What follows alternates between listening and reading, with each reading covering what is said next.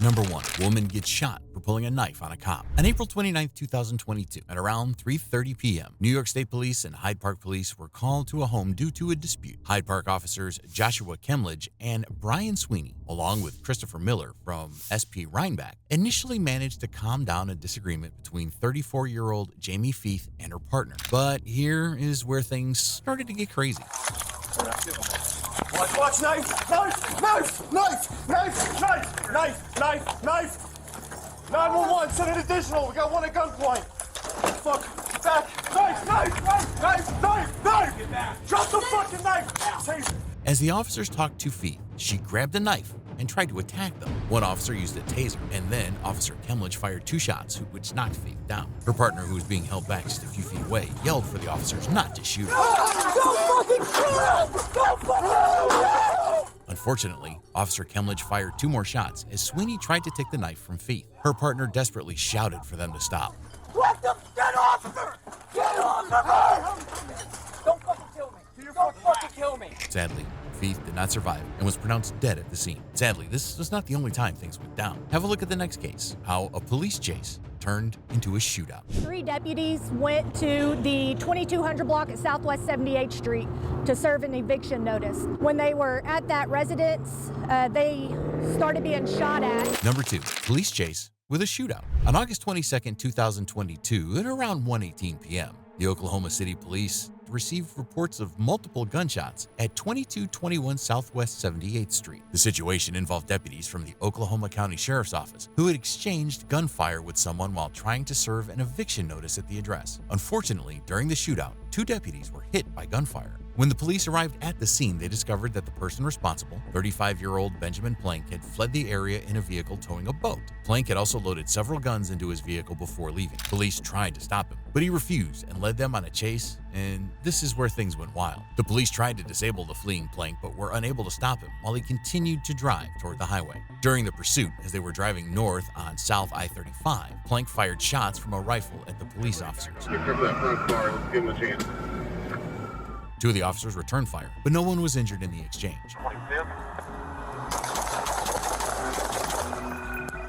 Plank continued driving east on Interstate 40 from Interstate 35 and eventually exited at Air Depot Boulevard. He stopped at the gate of Tinker Air Force Base and surrendered. After a while of chasing Plank, he made a right to an exit. After Plank exited the vehicle, he tried to run away but was quickly caught.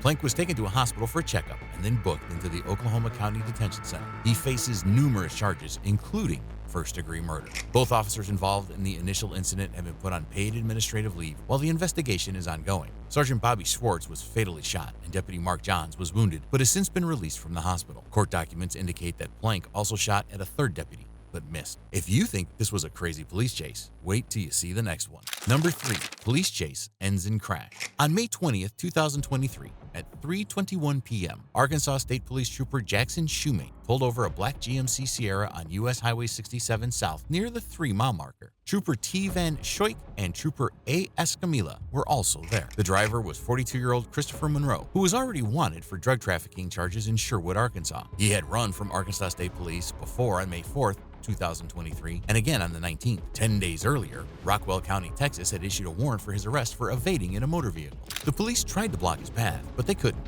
and a chase ensued.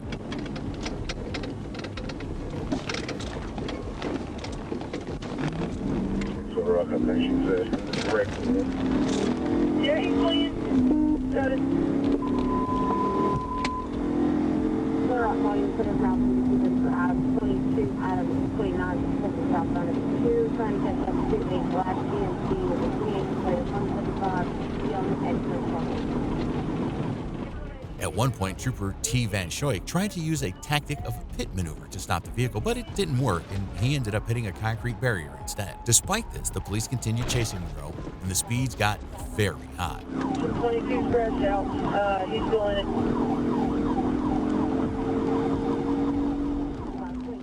The dangerous chase continued for a while, even in urban areas. 5 Blue Rock, I'm primary. We're westbound Roosevelt.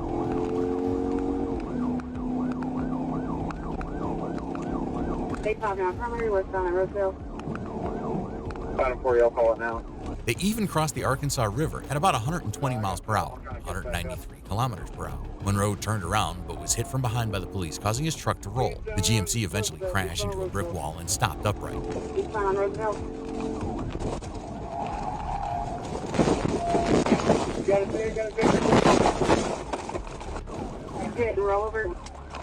The crash was so intense that the police car almost flipped over. Later, the police surrounded Monroe's car and got him out.